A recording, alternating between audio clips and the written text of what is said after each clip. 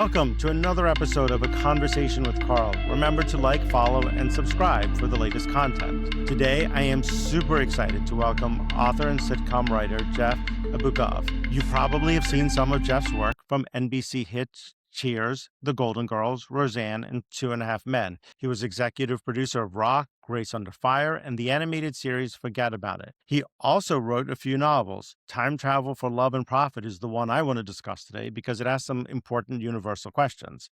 Please welcome Golden Globe and Peabody winner Jeff Abugov to the conversation. Hi. Jeff, so how did you get started in writing? This seems like an impossible career for anyone who wants to do it. Define started. You mean when did I start writing? Or how Yeah, did like I how did get you into the business? get into the business? I mean, everybody writes, I think. If you write an email to someone or you're writing a letter to someone, you're writing. But if you're like going to make a profit and make a career out of it, seems a little hard. Well, those are two very different kinds of writing, but true.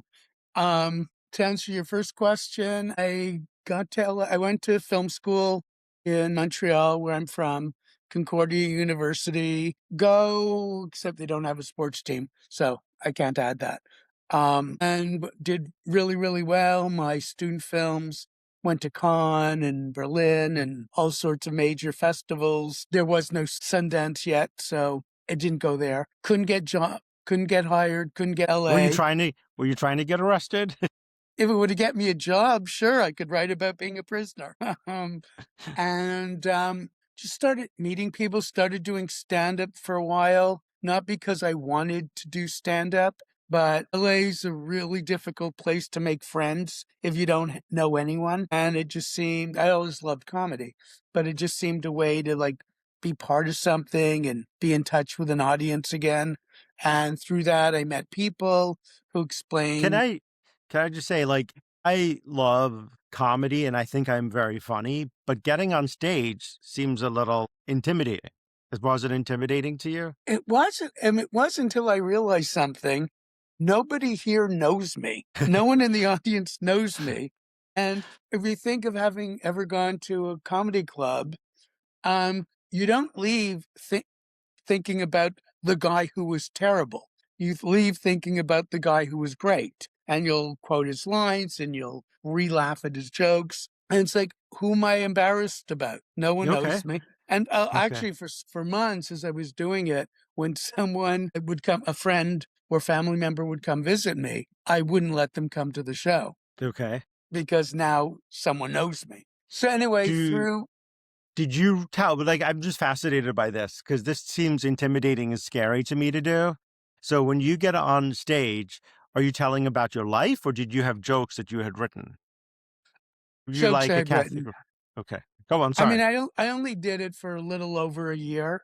Because Okay. again, it wasn't my main goal. And in retrospect, had I stuck with it, and I'm glad I didn't, I probably, at the very least, would have been able to make a good living. Because I learned the things I didn't know. Like Okay. I discovered the things I had to learn is a better way to put it. And through that, through people I met there who were like more experienced, because the improv then was really a big hangout for people in the business. So I met some older guys and befriended them.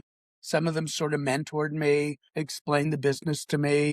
So I wrote a new spec script. They liked it, sent it to agents, and then I got an agent, and the agent got me a pitch in front of Cheers, and I was off and running. How was it writing for Cheers? Was that a fun experience? That was terrifying. So going back, because I went to film school, I was somewhat of a film snob. This was the early 80s. But when I found out that a TV sitcom pays $10,000, and this is 1980s money, I don't know what that would be today. It's like, wow, I could do 2 of those and live like a king. This is the time I was, struggling artist, like tiny apartment and, box of craft dinner could last 3 days. So when I got the first freelance, it was a freelance, and I was was waiting for their response. And they said, when they called, and they said, oh, you did a great job. Good. Keep going. And we really loved your work. Keep going. And you're really fun to have in the room. Keep going. kept going. And we'd love to offer you a staff job. And I went, oh, shit, that's so much more than I wanted. And But you take because of, it. pardon? But you take the job. You take the Yeah, I staff job. mean, there were a lot of TV jobs back then I might not have, just because I was a film snob at the time. But Cheers was Cheers. So if you ask how it was, terrifying. Like I from the first day imagine. I started, it was like these guys, because I was a huge fan of the show before I Yeah. got there. And from the first day I got there, it's like these guys are all geniuses, and it's only a matter of time until they realize they made a mistake in hiring me. So when you're in the room, and you start out there, it I would imagine it is terrifying because you've got. Was this before Diane was there? Diane is still there. Yeah, Diane and this is or during yes, Diane. Dan. Okay, it must be terrifying to be. Well, you could be a snob with her because she was a snob.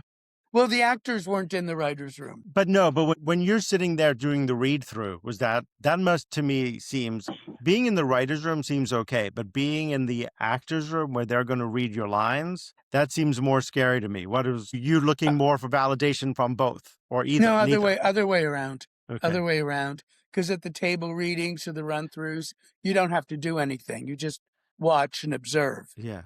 Okay.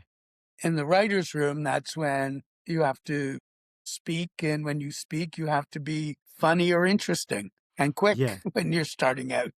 So when you're in the room, are you say like you were terrified, but you got a good career going. You wrote for the Yeah, Golden well, you Girls. get used to it. Yes. Yes. You get used to it. Did you enjoy writing for sitcoms? Yes and no. Okay. If I describe the job to anyone, you would think it's the greatest job in the world, but it's not. Okay, first, the money's great, but you're just talking about life. The part that sounds awesome is in the description is you're sitting in a room for 10 to 12 hours a day with really smart, funny people. And your job is to make each other laugh. What's wrong with that, right? But then there That's becomes great. politics and boredom, and sometimes everyone's stuck. And eventually it kind of becomes a job. It's a great job.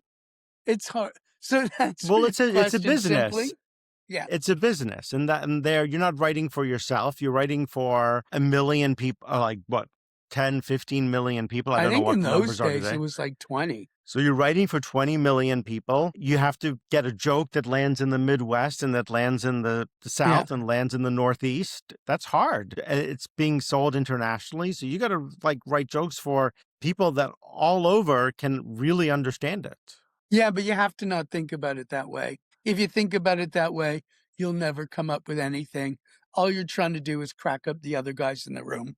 When you were in the room, you were writing for just the room? Okay, so there's two parts of being on a sitcom. One is Okay. being in the room, and one is going off to write your own script. So to answer about the room, yeah, I was just trying to impress my bosses. If I could make Yeah. them laugh, especially if we're talking specifically about Cheers, where I was low man on the totem pole. If I could get like one or two, if it was a script that wasn't mine, if I could get one or two jokes in per episode, I've done my job. If Yeah. I can make them laugh, I've done my job. Obviously, if I have two, well, now I want three. If I want three, now I want Yeah. four. Is there a joke from all the sitcoms that you've worked on that you would watch if you were like turning now that like that still works? That's a great joke. Well, first of all, I don't really, when I watch an old show, I don't really remember which jokes were mine and which jokes were someone else's. But yeah, most of the shows, or at least the four you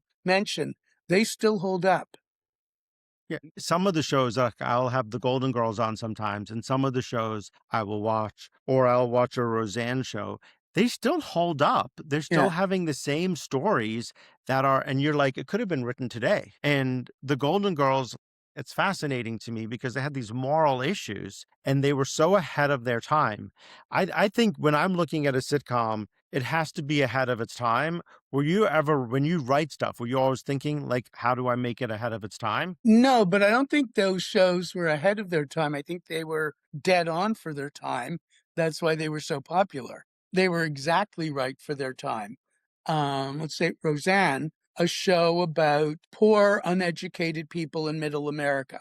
with a house that's not pretty, where there's laundry basket on the stairs because no one bothered to bring it upstairs yet. There was nothing like that at the time. And it was like ripe for the time. And that's why it became such a big hit so quickly. Cheers took a long while to become a hit. Roseanne was a hit right away. And I think we're saying the same thing, because I'm saying it's like ahead of its time, but you're saying it wasn't there. There's Right. nothing else on TV that's there, which to me is a way like the golden. You think about them today; they're in their 50s, they're still young, but there's Were they four in their women who are. 50s? Well, they were the 50s, I 60s. thought Were they they were in supposed? their 70s, but okay, I was young. But if they're in the 60s, 70s, but they're still living, they're still having. Right, They have a sex life. right, They have social lives. They're not staying home and waiting to die. They're choosing life every single day, right. and they're getting themselves you know, into situations that they choose life. Absolutely. Absolutely. And so to answer your question, no, you're just writing. I mean, when you're trying to come up with a story, you're just trying to come up with something really interesting that has comedy built into it. I mean, on those shows, you're not trying to come up with a funny story. You're trying to come up with an interesting story that will lend itself to humor. To you, yes, that makes sense. And once the show's live, meaning once you're like in the rewrite process, you're just trying to fix it. Hey, this joke is kind of weak. Let's make it better. Or Yeah, this beat doesn't quite make sense. Why would the character do that? Let's fix it.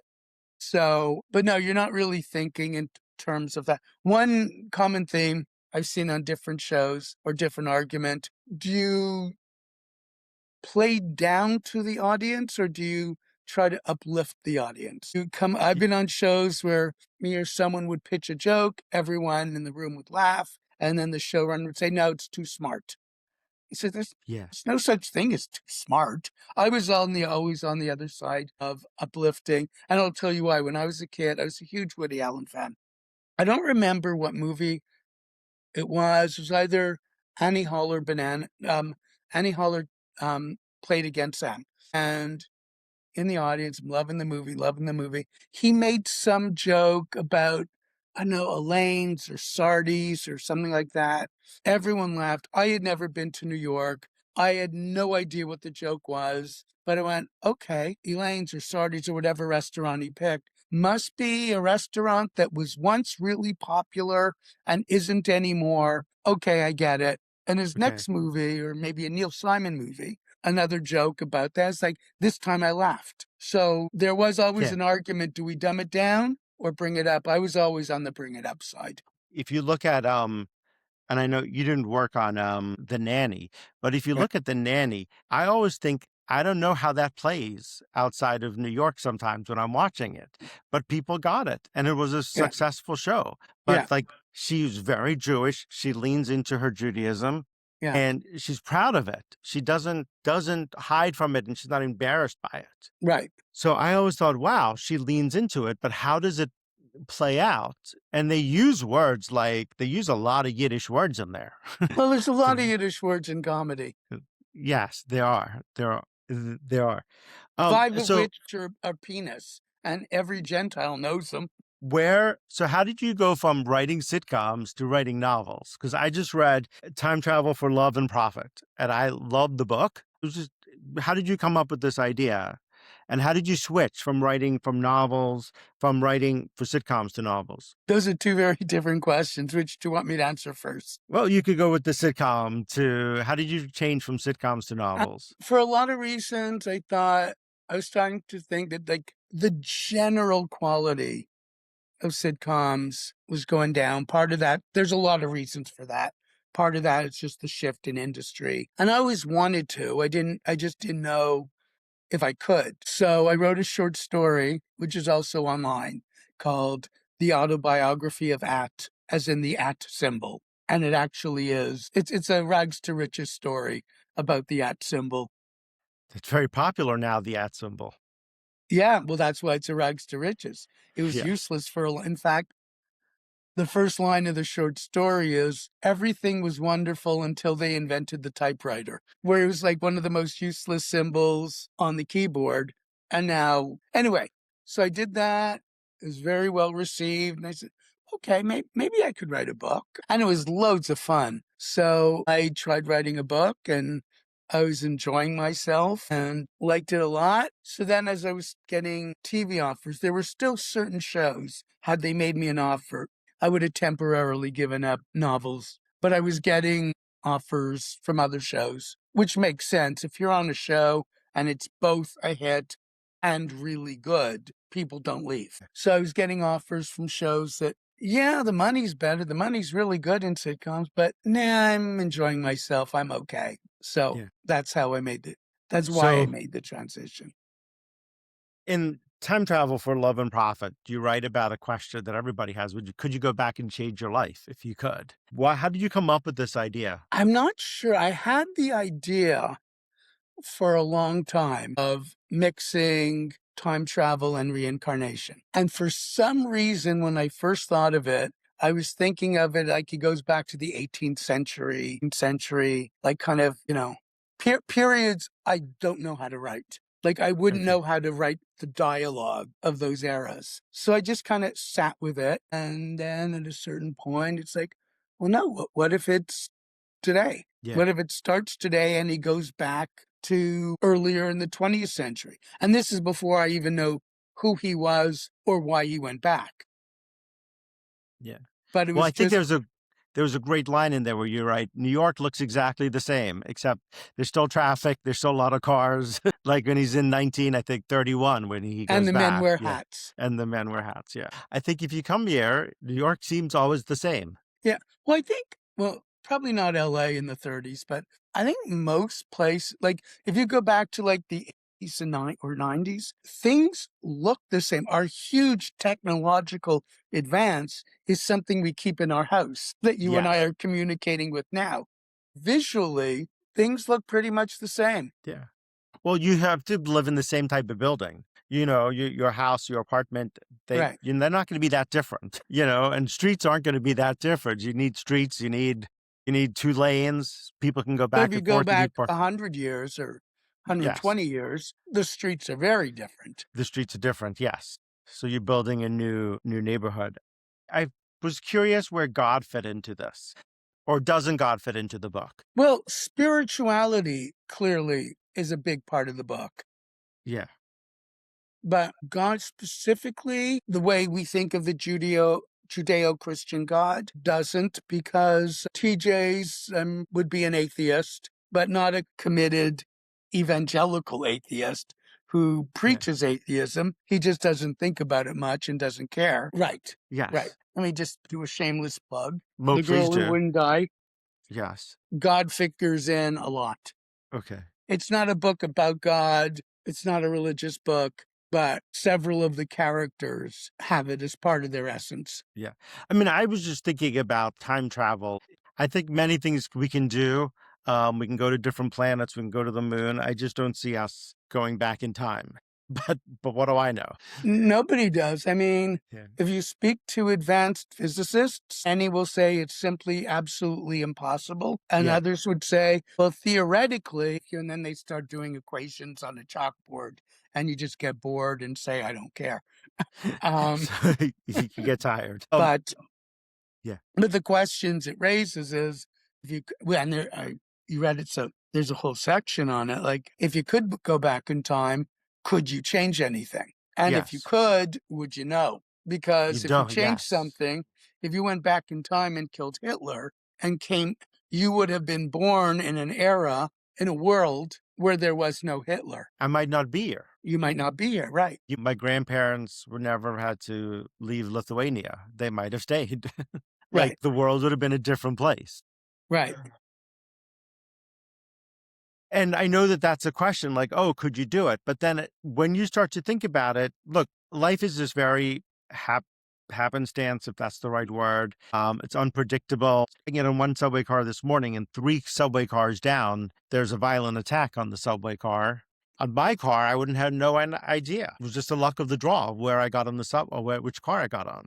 right. Exactly. And so, if I could change stuff, because that's his whole thought at the beginning of the book is he wants to go back and change. He's looking, trying to get rich, but stay the same. Right. And he just wants the money, but he wants everything else to be the same. But as Right. you know in life, everything changes. If you have money, you go to a different restaurant to eat, you Right. know? Right. So, And he doesn't know. I mean, there's different time travel books or movies have yeah, different rules. yeah, And what I enjoyed about writing this one is he just didn't know. He knew that if he changed something, it could be catastrophic, but he doesn't know if he can. Maybe it's his fate that maybe he was always destined to go do this. And I really enjoy writing really smart characters who make mistakes. but I isn't that think that, us? yeah, But is exactly. that's just humankind. That's just Yeah, mankind. yeah. That he doesn't know. Yes, And it's like, "Can I do this?" Like, every step, he's like, "Can I do this? What happens if I do this? There's a picture of me 50 years ago having done it. I guess I can do it." I could do it. Yeah. And he doesn't know. As we start to wrap up here, let's go back to the sitcoms. Any memories that you have of like working with the talent? Any fun stories? Anything that you want to tell us about? Most of them were really good experiences, and the few that would be interesting stories would be mean of me to say, so I'm gonna pass on that answer, Okay. on that No, question. you've worked with a lot of great talent and I you've had have, like a I have. fascinating career writing for giving voice to some very important stories.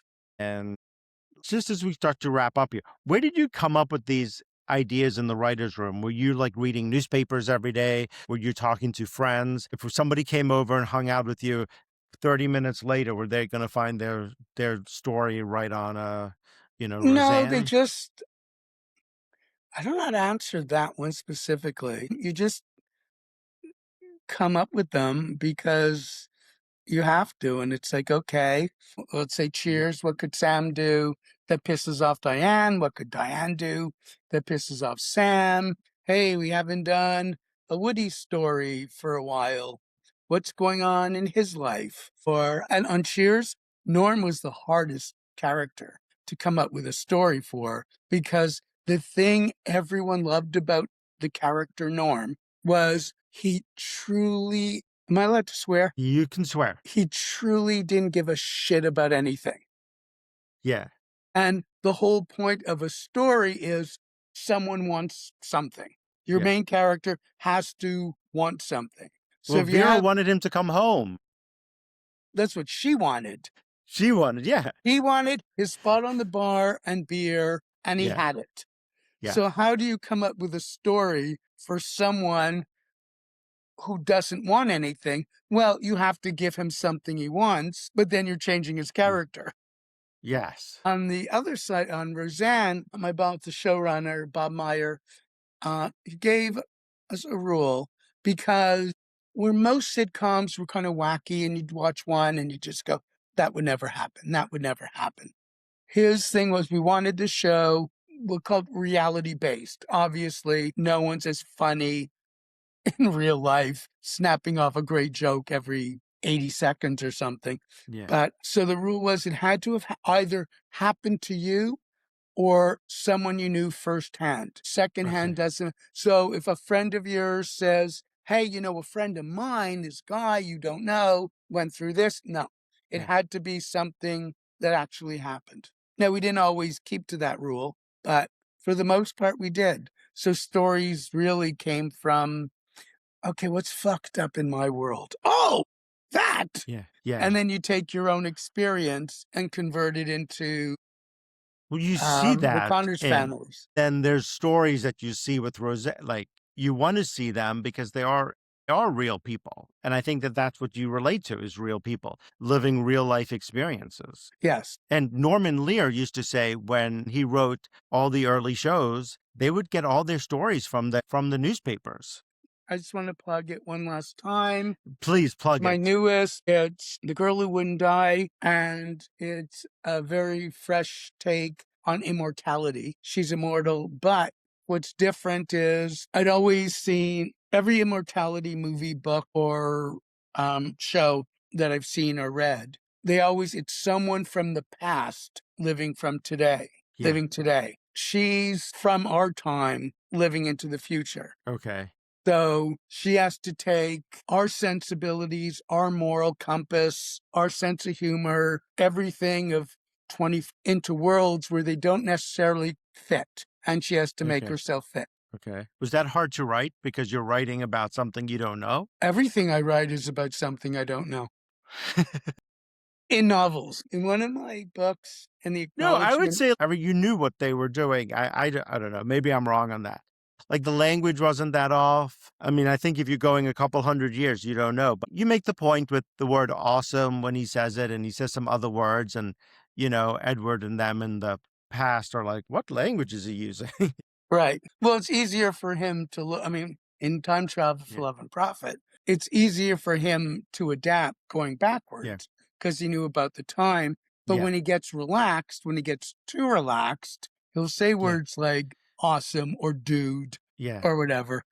Yeah. His natural form. And then he goes like, no, I can't do that. I can't again. But no, in fact, I think the notion of write what you know, the advice every writer's given is terrible advice. If every writer only wrote what they knew, every story would be about writers. Yeah. And how boring would that be? Yeah. Well, that's what isn't that 42nd Street? It's all about them never getting the Broadway show. It's Yeah. about them Yeah. never getting a job. This was so great. Thank you, Jeff Abugov, for joining me today. Thank you out there for listening. As always, let me know what you think. Put your thoughts in the comment section. And until next time, be safe, everyone.